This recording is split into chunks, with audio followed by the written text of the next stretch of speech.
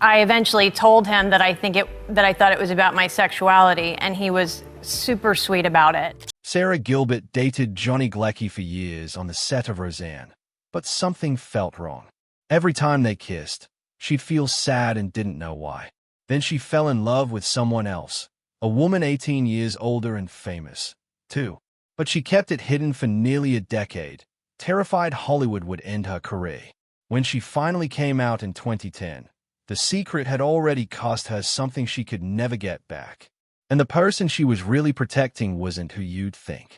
Sara Gilbert came into the world on January 29, 1975, at St. John's Hospital in Santa Monica, California. Born as Sarah Rebecca Abel Lees, her mother, Barbara Cohen, had been a child actress in the 1950s, and her grandfather, Harry Crane, was the man behind The Honeymooners, a legendary comedy show from 1951. Sarah was born into the entertainment world, but not without complications. Her mother had previously married Paul Gilbert, a vaudeville performer and World War II pilot who adopted Barbara's two children, Melissa and Jonathan. That marriage ended in 1972. Paul Gilbert died by suicide on February 13, 1976, a truth the family concealed for decades, initially telling the world he had died of a stroke. At the time, Sarah was just over a year old. By the time she was 6, Sarah was already observing the spotlight that surrounded her older half-sister Melissa, who starred in Little House on the Prairie. While Melissa basked in public recognition, earning a Hollywood Walk of Fame star at age 21, Sarah experienced it all from the sidelines. She once said she wanted to act simply because she was jealous of the presents Melissa received on set. In 1984, when she was 9, Sarah officially took on the surname Gilbert, symbolically tying herself to the same legacy. Her siblings, Melissa and Jonathan, weren't biologically related to each other or to Sarah, but they were all part of one complicated, high-profile family. Sarah's first time in front of a camera happened around the age of 6 in a Kool-Aid commercial. Her acting debut came 3 years later in a 1984 CBS TV movie called Calamity Jane, where she played a character named Jean. She was still attending regular school, unlike many young actors, thanks to her mother's insistence on keeping things normal. Her mother, Barbara, made sure the industry didn't swallow her up. Even though Barbara had worked in showbiz herself and ran a production company, she enrolled Sarah in public school and steered her away from the usual traps. That steady hand made all the difference. In 1988, everything changed. Sarah auditioned for Roseanne and landed the role of Darlene Connor, the sarcastic tomboy middle child who quickly became a fan favorite. She had just failed to get cast in a Facts of Life reboot, but Roseanne felt right. She once said that insulting her sister Melissa growing up had given her all the comedic timing she needed for the role. And it worked. Her performance was so authentic that she earned 2 Emmy nominations during the show's original run. Even after becoming a television star, Sarah didn't let go of her education. She enrolled at Yale University in 1993 while still working on Roseanne. From 1993 to 1997, the production adjusted itself around her class schedules, even filming her scenes in New York while she attended classes in Connecticut. She graduated in 1997 with a degree in art and a focus on photography, the same year Roseanne ended its original run. Sarah never truly knew Paul Gilbert, but his death remained a quiet, influential presence in her life. Her sister Melissa didn't learn the truth about Paul's suicide until 2009.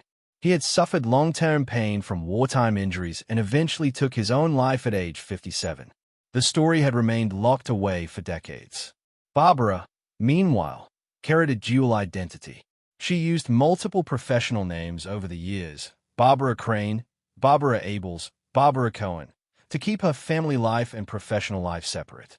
Her motivation was always to protect Sarah, and it showed. While Melissa's childhood was filled with media pressures, Sarah's was steadier, more protected, and deeply grounded. By the time Sarah appeared in the ABC weekend special Runaway Ralph in 1988, the same year she landed Roseanne, she was already a young professional. Acting opposite Fred Savage and based on Beverly Cleary's book, the show prepared her for what was to come. Then Roseanne hit, and everything accelerated. Her role as Darlene spanned from 1988 to 1997 and reshaped the image of a TV teenager. The show wasn't afraid to go deep. In Season 4's Darlene Fades to Black from 1991, the character wrestled with depression. Sara balanced all of it, school, scripts, expectations, and kept growing. Her on-screen relationship with Johnny Galecki's David Healy began in Season 4. It brought out emotional layers in the show, especially when Dan, played by John Goodman, confronted them. The scenes felt real. Fans remember the tension when Dan caught Darlene and David kissing. It wasn't just good acting. It mirrored the kind of father-daughter confrontations happening in homes all over America. By Season 6, airing in 1993 to 1994, Sara wasn't just acting. She was shaping her character. She started to influence the storylines, pushing for more feminist themes and real-world issues. This eventually grew into full creative control. When the Roseanne reboot launched in 2018, she was both star and executive producer, earning $300,000 per episode. Even in the original series, she helped shape the writing. In a 1989 episode, her character read a poem that revealed a deep sadness behind the sarcasm. The poem had lines like, "Too short to be quarterback, too plain to be queen." It struck a nerve. By 1992, she even got a writing credit for the episode Don't Make Me Over. In between TV work, she took on powerful film roles. In 1990, she starred in Sooty and Simpson with Louis Gossett Jr., playing a girl in segregated Georgia who befriends a black man hiding in the woods. The movie addressed racism and abuse and won her a Young Artist Award. Then in 1992, she starred in Poison Ivy with Drew Barrymore. The movie flopped in theaters but became a cult favorite, especially on cable. Gilbert played Sylvie Cooper, a sheltered girl slowly manipulated by Barrymore's dangerous character. The performance earned her an Independent Spirit Award nomination. But it wasn't all smooth sailing. The 1997 Roseanne series finale divided audiences. It revealed that most of Season 9 had been fiction. Dan had died, couples were switched, and the lottery win never happened. It felt like a betrayal to fans. Even Sara later admitted the show should have ended with Season 8. When the reboot came in 2018, they undid the finale. Dan was alive again. The timeline reset, and Sara finally had the power to guide the story from behind the scenes. When Sara Gilbert joined ER in late 2004, she came in as Dr. Jane Figler, a quiet medical student moving through the chaos of County General. She was already well known for playing Darlene on Roseanne, but the writers never gave her much space here. Her character floated in and out of episodes for 3 years with no real storyline until one controversial twist. At one point, she was written into a strange BDSM dynamic with Dr. Crenshaw, which drew attention only because nothing else about her role ever stood out. Even that didn't go anywhere.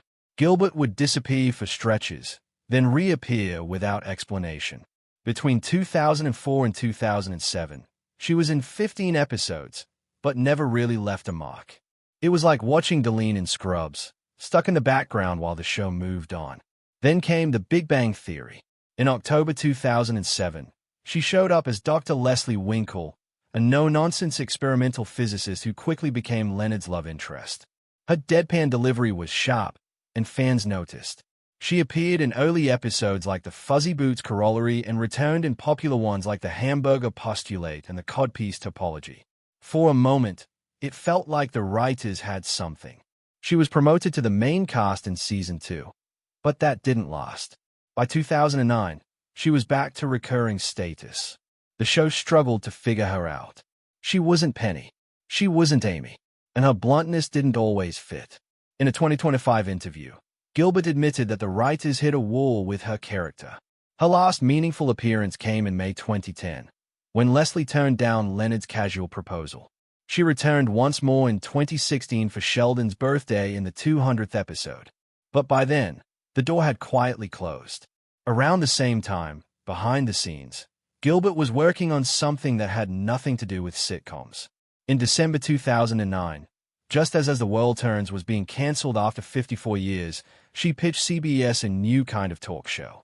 The idea was simple: women talking about life, family, and news through the lens of motherhood. She joked late on Ellen that she was the last person suited for it. Shy, quiet, not a fan of small talk. But the network said yes. They picked her over an Emerald cooking show and even a Pyramid reboot hosted by Andy Richter.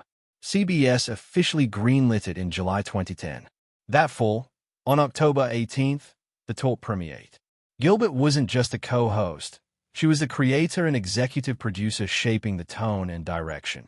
The first lineup included Sharon Osbourne, Julie Chen, Holly Robinson Peete, Leah Remini, and Marissa Jarrett Winokur. From the beginning, it felt different. The conversations were raw, personal, and sometimes uncomfortable. Unlike other daytime shows that stuck to safe topics, the talk leaned into disagreements and vulnerable moments. Viewers stuck around because it felt real. By season 2, ratings confirmed it. In January 2012, the show pulled in 2.45 million viewers in a single week. Over the February sweeps, it grew 4% overall, 10% in women 25 to 54, and 13% in women 18 to 49. CBS renewed it again in March. In 2016, the talk beat The View, The Wendy Williams Show, and even Ellen to win a Daytime Emmy. Critics credited Sara Gilbert's leadership, calling her vision for the show both bold and overdue. That same boldness showed during one of the show's most emotional moments. In September 2013, during Secret Week, Gilbert opened up on air about something she had never said publicly. She talked about how while filming Roseanne and dating Johnny Galecki, she started realizing she was gay. The feelings didn't make sense to her at the time. After kissing Galecki, she would feel down, and she didn't understand why. When she finally told him, he listened, supported her, and never shared her secret. Years later, when she was preparing to say it out loud on the talk, she called Galecki. He offered to be there, even said he'd hold her hand if she needed it. That moment reminded people why the show worked. It allowed room for truth, even when it was hard.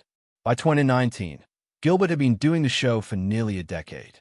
On April 9th, she announced she was leaving. She told the audience she loved the work, but her life was off balance. Between the Connors, producing, and parenting 3 kids, something had to give. Her youngest son was 4, and she still hadn't finished his baby book. That's when she knew. She stayed on through August and filmed her final episode on the 2nd. She promised to return as a guest now and then, but her full-time run was over. Sara Gilbert never expected a sketch would lead to all this. It started with her and John Goodman on her daytime talk show, just messing around with the old characters again for fun. But something clicked. The spark was still there. She couldn't stop thinking about what it would mean to bring Roseanne back, not just as nostalgia, but as something real. So, she pitched the idea. She wanted it to be raw, grounded, full of the actual struggles families face today: opioid addiction, crushed dreams, parents moving back home. She didn't sugarcoat anything. Her character, Deline, was now a single mother of 2 who had failed to make it in the arts and ended up right back in her childhood home. Sara pushed for the show to feel honest, to show what happens when life derails your early promise. ABC liked the pitch so much they ordered 13 episodes before the first new one even aired. Production was set to start again in August 2018. The show was coming back. When the first episode finally aired on March 27th, 2018, it was like a bomb went off. 18.2 million people tuned in. Then the next episode aired right after, and even more people watched, 18.6 million. It was the biggest premiere of any show that season, beating out Young Sheldon, which had been the previous record holder. The numbers were so wild that ABC renewed the series just 3 days later. But behind the scenes, things were already cracking. Roseanne Barr was unpredictable. Crew members would text each other in disbelief when she had outbursts on set. She didn't care who was nearby. The producers couldn't agree on much either. Barr had her own ideas, so did Whitney Cummings, and Wanda Sykes had strong views, too. Getting anything done was a battle. Younger crew members felt constantly on edge. It was like everyone was walking through a minefield, hoping Barr wouldn't explode that day. It was working, but barely. Sara Gilbert smiled through all of it on her talk show. She even cried talking about how many people had watched. She thanked Roseanne in front of millions. She said she was proud of what they were doing. But behind closed doors, She was the one holding it together with her bare hands. She tried to keep the energy positive, tried to keep the youngest star from quitting, tried to keep Bar from blowing everything up, but every week got harder. Bar kept tweeting things she had to delete. Producers worried every time she picked up her phone. Sara knew she was stuck. She was the star. She was the producer. She was the one who fought to bring this back. And now she was the one trying to stop it from falling apart. Even with ABC ready to keep it going, she had a sinking feeling they were running out of time. At 2:45 in the morning on May 29, 2018, it all ended. Roseanne tweeted something that made everything implode. She wrote, "Muslim Brotherhood and Planet of the Apes had a baby, Chuvai Gigi." She was talking about Valerie Jarrett, a black woman who had worked closely with President Obama. The internet exploded. Just a few hours later, ABC pulled the plug.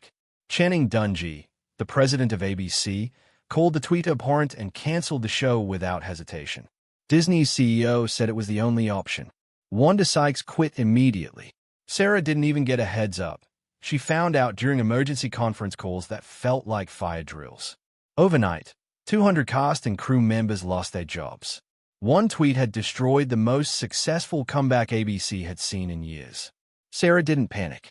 She jumped into action, trying to salvage something, anything. But the show was gone. The real damage came after. That same day, Sara posted on Twitter that Roseanne's comments were disgusting and didn't reflect anyone else on the show. She said she was disappointed, and she meant it. A few days later, she said on The Talk that she supported ABC's decision and felt heartbreak for the crew. But Roseanne didn't forgive her. In an interview the next year, Bar accused Sara of ruining her life. She said, "She will never get enough until she consumes my liver with a fine Chianti." It wasn't just betrayal. It was venom. In 2023, Bar doubled down again, saying Sara stabbed her in the back and used her talk show to act shocked at her racism. Meanwhile, ABC launched The Conners that same year. The spin-off went on without Roseanne. Sara stayed on as executive producer and leading star. Roseanne got nothing. The Conners aired its first episode on October 16, 2018, but something was missing: Roseanne. Just a few months earlier, the revival of the original show had been cancelled after Roseanne Barr's racist tweet. Sara Gilbert stepped in with a heavy responsibility. She had to carry the entire series forward without its most famous face. In that premiere, over 10.5 million people watched as the family discovered Roseanne hadn't died of a heart attack, but from an opioid overdose. Painkillers were found all over the house. Turns out Roseanne had been secretly getting pills from different places to manage pain in her knees because surgery was just too expensive. Sara, along with Bruce Helford and Dave Kaplan, rewrote her character Delene as a single mother who had to move back home. Roseanne didn't like it. She called it needlessly dark. But ABC didn't back down. They let the new story unfold, giving the Conners a second life on TV. Sara didn't just act. She ran the show from 2018 to 2025. Through all 111 episodes and 7 seasons, she was both star and executive producer. In October 2020, Season 3 began, and it hit close to home. COVID was everywhere, and the show reflected that. The family wore masks. Delene worked in a factory. Mark took temperatures at the door. These weren't just scripted guesses. The writers, including Sara, used their own pandemic experiences to shape the scenes. Even filming was different. No audience, constant testing, masks on set except when the camera rolled. Sara admitted it felt strange, vulnerable to take off a mask and act, but they pushed through, telling stories about real struggles, job losses, eviction notices, isolation. She later said it gave her a sense of purpose during an uncertain time. But not everything went smoothly. During that same season in late 2020, ratings began to drop fast. Political exhaustion was everywhere. Viewers were tired of anything serious. A special live episode aired on February 11, 2020, tied to the New Hampshire primary, and it temporarily brought ratings up to 6.34 million. But it didn't last. People wanted a break from politics. So Sara and the producers changed direction mid-season. They added more humor, focused more on awkward dating moments and family drama instead of heavy topics. The pivot worked. The Conners stayed ABC's highest-rated comedy and ended up second only to Modern Family for younger viewers, just 275,000 viewers behind. All this came at a cost. Sara was paid well, between $375,000 and $400,000 per episode during the final season, which made her one of the top earners along with John Goodman and Laurie Metcalf. But it wasn't easy money. The weight of keeping the Connor legacy alive without Roseanne was massive. Sara once said, "The experience got deep in our soul after spending so many years living those characters." Balancing weekly shoots, production stress, and her own family life drained her. In 2025, after filming wrapped, she admitted it didn't feel real that it was over. She and Laurie just kept saying they couldn't believe it. The end came on April 23, 2025. The last episode aired as a two-part finale. The original show had started in 1988, so it marked exactly 37 years. In one unforgettable moment, the actors broke the fourth wall. They cried real tears. One by one, they said good night to each other. Dan Connor, John Goodman, sat alone on the couch. Then he turned to the camera, paused, and quietly said, "Good night." That was his idea. It was the perfect final note for a show that had lived so long. Sara's journey wasn't just about the show. Back in the early 90s, when she was dating Johnny Galecki, something didn't feel right. She later said she'd kiss him, then feel sad and confused. Johnny didn't get it at first, but when Sara told him she thought it was about her sexuality, he stood by her. She was afraid she'd lose her career, afraid no one would cast her again. She dated an older woman at the time, someone 18 years older and famous too. But it was all secret. That fear stayed with her for a long time. In July 2010, while promoting her new talk show The Talk, Sara finally came out publicly. But by then, she had already been with TV producer Ali Adler for nearly 10 years. They had two kids, Levi Hank, born in 2004, and Sawyer Jane, born in 2007. At the press conference, she said, "I don't ever really think of things as out or in. I just think I am who I am." Just a year later, in 2011, she and Adler separated. They stayed close and agreed to co-parent. After that, Sara fell in love again, this time with Linda Perry, the singer from Four Non-Blondes. They started dating in late 2011. On April 8, 2013, Sara surprised everyone by announcing their engagement live on The Talk. The proposal had happened during a picnic. Linda pulled out t-shirts one by one. "Will you marry me?" And then came a ring. To top it off, John Waite appeared and sang "Missing You" for them live. Their families were hiding nearby, watching the whole thing. They married on March 30, 2014, by the ocean in Malibu as the sun went down. Their son, Rhodes, was born on February 28, 2015. But life got hectic fast. By the 2017 to 2018 TV season, Sara was working on Roseanne, The Conners, and hosting The Talk all at once. On April 9, 2019, she cried on air and said she had to leave. She couldn't balance it all anymore. Her youngest son was only 4. She hadn't even made his baby book. Her final Talk episode aired that August. Just a few months later, on December 27th, she filed for legal separation from Perry. The divorce process took time, 5 years in total, but it never got ugly. In December 2024, it became official. Even then, they stayed close. In June 2025, Linda told People magazine, "We're never not going to be a family." Sara agreed. She said, "It's really a beautiful relationship." They still co-parent their son Rhodes, who's 9 now. No one paid spousal support. Linda even joked that Sara has to kick her out of the house because she visits so often. Sara didn't stop working. In May 2019, she launched a production company with Tom Werner called Sara Plus Tom. It was a big deal. Tom was the same producer who gave her the original Deline role when she was just 13. Mandy Summers joined as head of production. Their goal was simple: make shows that make people laugh and cry. Sara had just left The Talk a month earlier to pursue projects exactly like this. She's also open to returning to the Big Bang Theory universe. In 2025, she said she'd love to play Dr. Leslie Winkle again in the spin-off Stuart Fails to Save the Universe. She admitted she didn't leave the original show by choice. She thought the writers didn't know what to do with her character anymore, but she's always ready to work. The new spin-off includes old castmates like Barry Cripp and Boat, and Sarah's excited to jump in if they call. Still, some shadows from the past linger. After Roseanne's 2018 tweet scandal, Sara had taken a clear stance. On June 3, 2018, she spoke on The Talk, saying it had been a hard week and many people were hurt. Her earlier tweet calling Roseanne's comment abhorrent had unleashed a firestorm. Roseanne never forgave her.